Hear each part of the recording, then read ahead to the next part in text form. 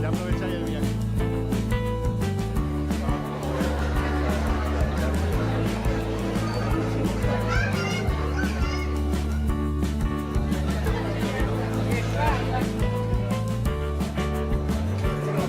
Lo único que merece la pena aquí esto es...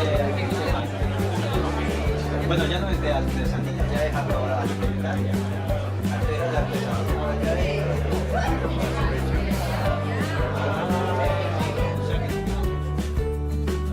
Aquí vendrán a vender chorizo y eso artesano. ¿Se me quiere probar una anchoa de Santoña? Señor. Son de Santoña. Muy ricas.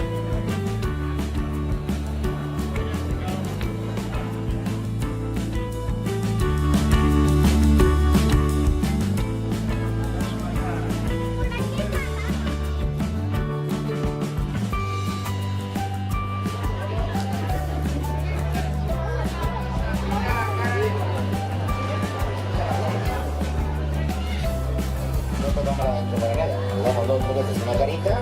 Anda, mira, papá, eso te Y vuelvo. la otra. Fran, ¿qué tal?